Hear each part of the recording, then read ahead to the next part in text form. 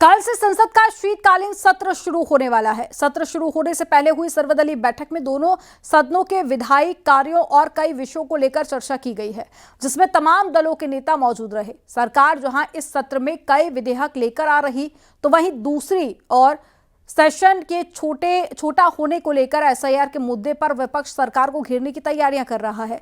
आपको रिपोर्ट में दिखाते हैं।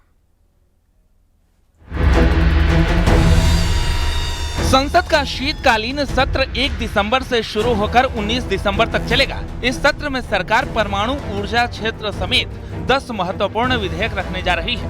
महत्वपूर्ण विधेयकों में परमाणु ऊर्जा विधेयक 2025, भारतीय उच्च शिक्षा आयोग विधेयक, राष्ट्रीय राजमार्ग संशोधन विधेयक, कॉरपोरेट कानून संशोधन विधेयक, प्रतिभूति बाजार संहिता 2025, मध्यस्थता कानून में बदलाव जैसे विधेयक शामिल होंगे। शीतकालीन सत्र का शुरू होने से पहले ऑल पार्टी फ्लोर लीडर्स का मीटिंग बहुत अच्छा से और बहुत ही सार्थक रही है। मैं सारा पॉलिटिकल पार्टीज़ के फ्लोर लीडर्स को धन्यवाद देता हूं।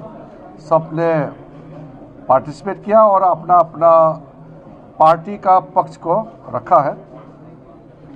हमारे सरकार की ओर से आदरणीय रक्षा मंत्री राजनाथ सिंह जी, आदरणीय नेता सदन राज्यसभा जेपी नड्डा जी, मैं, मेरे दोनों राज्य मंत्री साथी, हम लोग पूरा नोट किए हैं और जितने सुझाव आज पॉलिटिकल पार्टीज़ के फ्लोर लीडर्स का आए हैं, हम उसको विचार करके संसद के शीतकालीन सत्र के शुरू होने से पहले सर्वदलीय बैठक में दोनों सदनों के विधायी कार्यों और कई विषयों को लेकर चर्चा की गई, जिसमें सभी दलों के नेता मौजूद रहे। सरकार जहां इस सत्र में कई विधेयक लेकर आ रही है, तो दूसरी ओर सेशन के छोटा होने से लेकर एसआईआर के मुद्दे पर विपक्ष सरकार को घेरने की तैयारियों में है।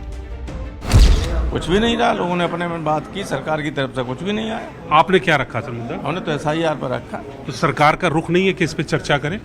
सरकार करे नहीं, उसी के सहारे तो बेईमानी करना चाहती है। तो यूपी चुनाव है सर, उससे पहले बंगाल है, तो उसी के जरिए जैसा बिहार में हुआ वही सब यहाँ भी देखने को मिलेगा क्या?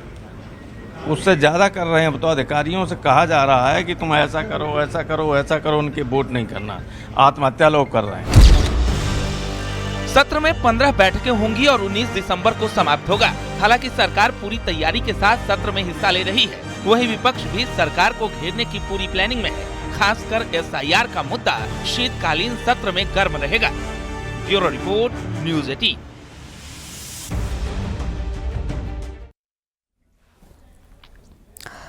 मुख्यमंत्री योगी आदित्यनाथ ने हरियाणा के झज्जर से सनातन को लेकर बड़ा संदेश दिया और अयोध्या में हुए धर्म ध्वजा फहराने का जिक्र किया।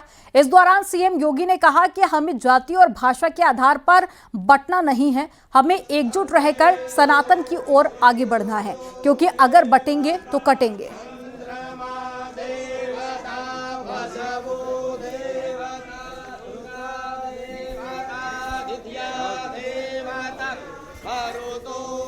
बहनों और भाइयों, आपने 25 नवंबर को देखा होगा सनातन की विजय कैसे आगे बढ़ती है। जब हम एक साथ सोचते हैं, एक साथ बोलते हैं, एक साथ चलते हैं, तो उसका परिणाम भी ऐसे ही आता है। क्योंकि हमारे यहां तो कहा गया है ना, यतो धर्मस्ततो जय। जहां धर्म होगा वहीं जय होगी, विजय होगी, अवश्य विजय होगी। और जब एक साथ बोलेंगे, एक साथ चलेंगे, एक साथ सोचेंगे, तो परिणाम तो आना ही था।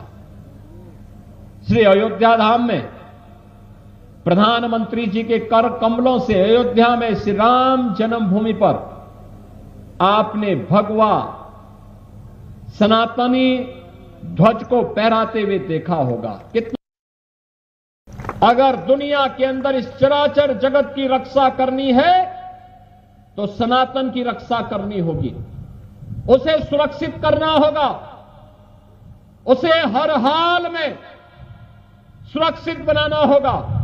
और ये तभी होगा जब हम सब मिलकर के एक रहेंगे। हमें बंटना नहीं है, बटेंगे तो कटेंगे। याद करना, जब भी हुआ है, जब भी बटे हैं, यही हुआ है। ये जाति के नाम पर नहीं बंटना है, तुष्टीकरण के नाम पे नहीं बंटना है, क्षेत्र के नाम पे नहीं बंटना है, भाषा के नाम पे नहीं बंटना है। सबको एक रहना है, एकजुट होकर के भारत के सनातन धर्म की ध्वजा पताका को अयोध्या में जैसे राम जन्मभूमि पे धर्म ध्वजा फहरा रही है, ऐसे ही सनातन की धर्म ध्वजा हर घर पर, हर सनातनी के घर पर लहराती।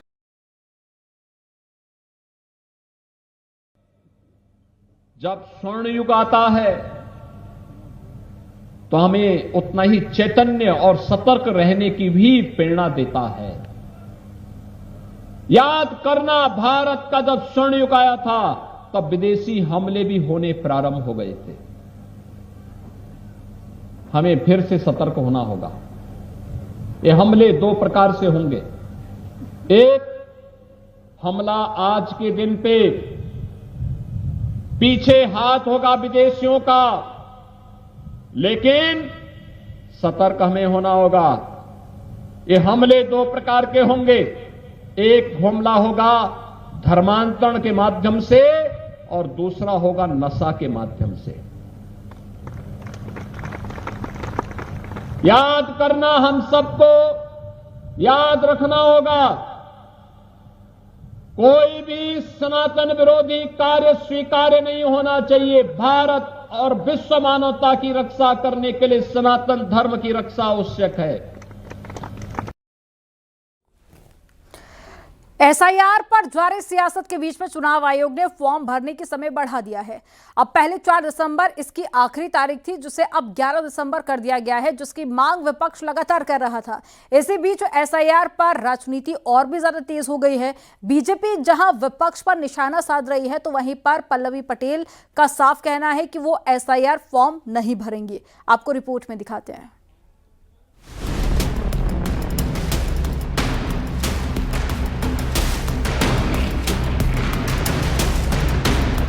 बिहार के बाद एसआईआर पर यूपी से लेकर 12 राज्यों में सियासी घमासान जारी है। कई जगहों से एसआईआर में लगे कर्मचारियों की मौत की खबरों के बीच अब चुनाव आयोग ने एसआईआर की समय सीमा बढ़ा दी है। एसआईआर भरने का समय 7 दिन बढ़ाया गया है। 11 दिसंबर तक एसआईआर फॉर्म जमा कर सकते हैं। अंतिम मतदाता सूची 14 फरवरी को आएगा। पहले 4 दिसंबर तक फॉर्म भरने का समय था। एसआईआर के समय को बढ़ाने की मांग विपक्ष लगातार कर रहा था। निर्वाचन आयोग बिल्कुल इसका तुरंत बिना देर किए इसको कम से कम 3 महीना समय बढ़ाए, ताकि हमारे बीएलओ आत्महत्या से बचे। और जो भी बीएलओ आत्महत्या कर रहे हैं अधिकारियों के दबाव पर, उनको कम से कम 1 करोड़ रुपया अहेतुक दिया जाए। हालांकि अब समय सीमा जरूर बढ़ी है, लेकिन विपक्ष लगातार एसआईआर को लेकर हमलावर है। राहुल गांधी से लेकर अखिलेश यादव तक लगातार सवाल उठाते रहे हैं। अब बीजेपी का कहना है कि विपक्ष बिहार की हार से बौखलाया हुआ है। एसआईआर की जो चर्चा विपक्ष कर रहा है, विपक्ष अपनी संभावित हार को आते हुए देख रहा है। बिहार में जिस ढंग से विपक्ष के गुंडा राज को, विपक्ष के जंगल राज को राजग गठबंधन ने माननीय मोदी जी के नेतृत्व में, नीतीश जी के नेतृत्व में पूरी तरह से सफाया किया है, तो उसकी हवाएं उत्तर प्रदेश में आ रही है। तो अखिलेश यादव जी के वही पेट में दर्द हो रहा है। विपक्ष के पास कोई बचा नहीं है बयानबाजी के नाम। और आज के दिन में जो भी संवैधानिक प्रक्रिया है, ये लोकतंत्र है। एसआईआर मरे हुए आदमी का नाम कटना आवश्यक है, 2 जगह में से 1 जगह हो जाए, और नए लोगों का नाम जुड़ना आवश्यक है, इसलिए प्रक्रिया में। दूसरी ओर अपना दल कमेरावादी की नेता पल्लवी पटेल ने साफ कह दिया है कि वो एसआईआर फॉर्म नहीं भरेंगे, जिस पर मंत्री दयाशंकर सिंह ने निशाना साधा। मैं बिल्कुल विरोध करती हूँ। आपने अपना एसआईआर फॉर्म भर दिया? नहीं भरेंगे? नहीं भरूंगी। क्या चीज नहीं भरेंगी मैम? एसआईआर फॉर्म आप नहीं भरेंगे? नहीं भरूंगी। क्यों नहीं भरेंगे? नहीं, क्यों भरना चाहिए मुझे? क्यों भरना चाहिए? मैं तो नागरिक हूँ ना, मेरे पास तमाम दस्तावेज है, तो एसआईआर मुझे क्यों भर रहा है? तो आप तो अपने मताधिकार से वंचित हो जाएंगे। वही मैंने बोला। मैं कैसे वंचित हो जाऊंगी? मैं पूरी उम्र अपना वोट दे रही हूँ। आज अगर एसआईआर नहीं भरूंगी तो मैं वंचित हो जाऊंगी। तो न डाले, जो नहीं डालेगा वो वोट डालने का राइट ही नहीं रहेगा, ना चुनाव लड़ने के लिए राइट रहेगा, न डाले। भाई यदि इस तरह का किसी का अभिमान है तो न डाले, न वोट डाल पाएगा न चुनाव लड़ पाएगा। ये तो चुनाव आयोग की बात है, ये तो लोकतंत्र की बात है। और कोई लोकतंत्र के कोई चैलेंज करेगा तो कहाँ से लड़ पाए। जो लोग विरोध कर रहे हैं और 4 तारीख के बाद देखिएगा खुद लाइन में खड़े हो जाएंगे। 4 तारीख के बाद जो ये नहीं कराएगा 4 के बाद उसको लाइन में ही खड़े आ पाएंगे। कुल मिलाकर एसआईआर पर सियासी संग्राम जारी है। कर्मचारी काम पर जरूर जुटे हैं, लेकिन कई जगहों पर बीएलओ की मौत से सवाल भी उठ रहे हैं। हालांकि अब चुनाव आयोग ने समय बढ़ाया है, जिससे एसआईआर के काम में आसानी होने की उम्मीद है। Bureau report, news 18।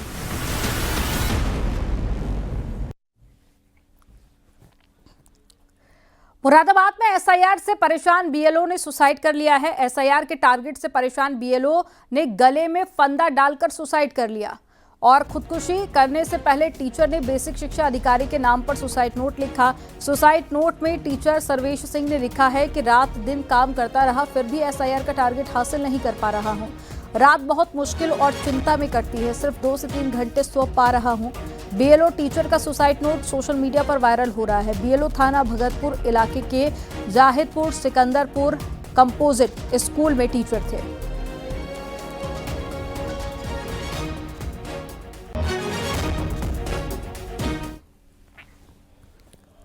मुरादाबाद में बीएलओ की मौत पर हंगामा हो गया है। परिजनों ने पोस्टमार्टम हाउस के बाहर जाम लगा दिया।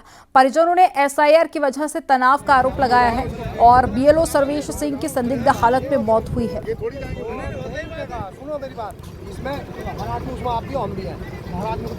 मुरादाबाद के भोजपुर इलाके में एक बीएलओ की संदिग्ध परिस्थितियों में हुई मौत के बाद परिवार वालों का दावा है कि उनके परिवार के सदस्य जो बीएलओ थे सर्वेश, उन पर एसआईआर फॉर्म जमा करने का दबाव था और इस कारण उन्होंने देर रात आत्महत्या की है। इस पूरे मामले पर हकीकत क्या है, मेरे साथ इस वक्त मुरादाबाद के जिला अधिकारी अनुज कुमार सिंह है, उनसे जानूंगा। सर, पूरा मामला आपके संज्ञान में है क्या हकीकत?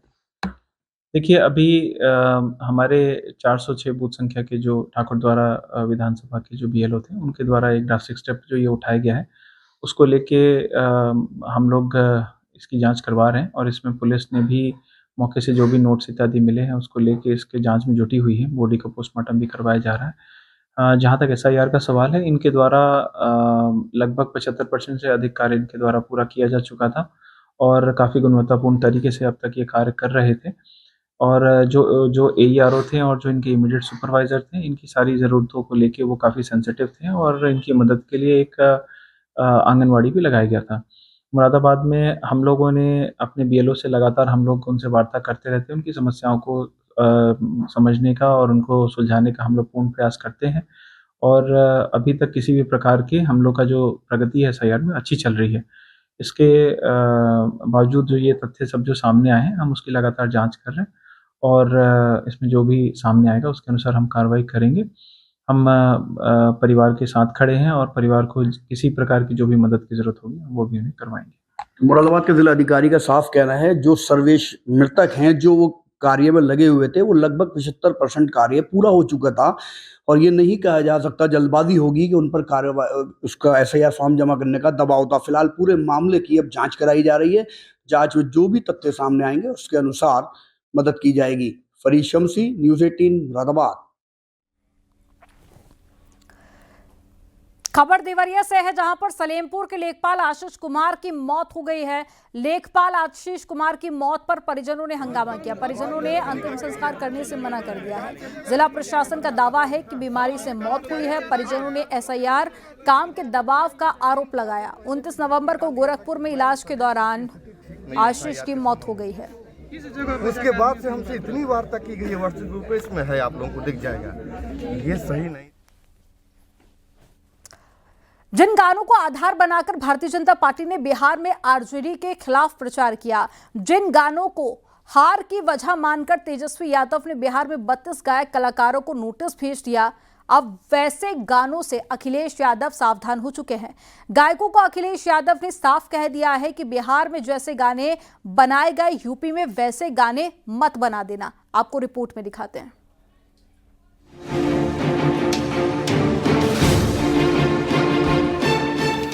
बिहार चुनाव के प्रचार में मारव सिक्सर के 6 गोली छाती में खूब चला।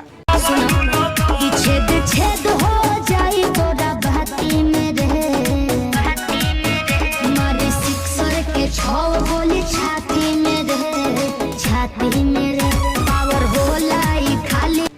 रंगदारी गाना भी चला था, आरजेडी सरकार बनतो यादव रंगदार बनतो।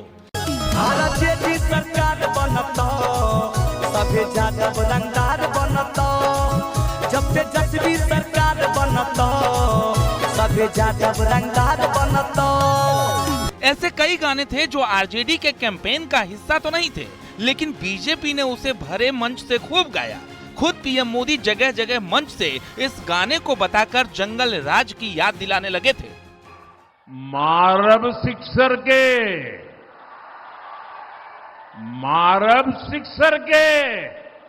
6 गोली छाती में,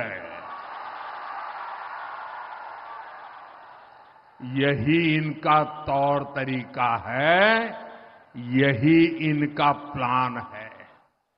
इनसे कोई भी सवाल पूछेगा तो यही जवाब मिलेगा, मारब सिक्सर के 6 गोली छाती। इन गानों को लेकर बीजेपी ने ऐसा कैंपेन किया कि तेजस्वी का सीएम बनने का सपना चकनाचूर हो गया। अब अखिलेश यादव को भी वही डर सता रहा है और यही वजह है कि अखिलेश ने पहले ही कलाकारों को साफ शब्दों में कह दिया है कि बिहार में आरजेडी के लिए जैसे गाने बने वैसे गाने मत बना देना। मैं अपने कलाकारों से कहूंगा, कोई ऐसा बिहार वाला गाना मत बना देना, और हम अपने प्रेस के साथियों से कहेंगे कि कोई गाना कैसा बनाए हमारा मत बता देना। एआई जमाना है, तुरंत बन जाता है गाना। दरअसल बिहार चुनाव में हार के बाद आरजेडी ने ऐसे 32 गायकों और कलाकारों के बनाए ऐसे गानों को हार का एक कारण माना और उन्हें कारण बताओ नोटिस जारी किया। अब अखिलेश पहले से ही कलाकारों को सावधान कर रहे हैं, जिस पर बीजेपी ने निशाना साधा है। निश्चित रूप से अखिलेश यादव को उत्तर प्रदेश के अंदर बिहार का भय सता रहा है। जिस प्रकार से गुंडा राज बिहार में था, उसका चित्रण कलाकारों ने किया था और कलाकार सही बातों का चित्रण करता है। वो अखिलेश यादव को लगता है कि उत्तर प्रदेश में उनकी सरकार के भी गुंडा राज, माफिया राज का चित्रण अगर कहीं कलाकारों ने किया, कलाकार सच्ची बातें कहता है, सच्ची घटनाओं पर गाना गाता है, तो अखिलेश यादव की लुटिया डूबनी तय है। हालांकि अभी 2027 चुनाव में समय जरूर है, लेकिन सभी पार्टियां तैयारियों में जुट चुकी हैं। तेजस्वी की हार से सबक लेते हुए अखिलेश यादव यूपी में अब हर कदम फूंक फूंक कर रखना चाहते हैं और यही वजह है कि उन्होंने कलाकारों को साफ कह दिया है कि ऐसे गाने नहीं चलेंगे जिसमें जातीयता या रंगदारी जैसे मतलब आए। Bureau report, news 18।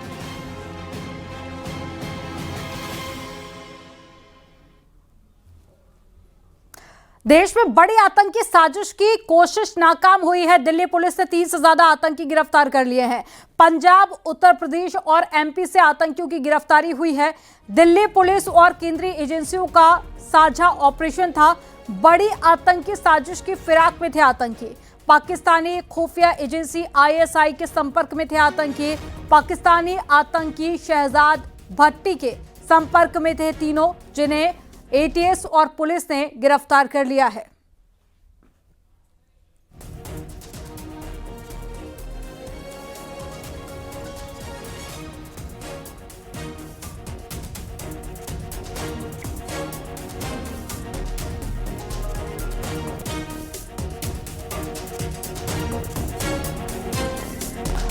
तो आतंकी साजिश बेपर्दा हुई है और 3 से ज्यादा आतंकी गिरफ्तार किए गए हैं।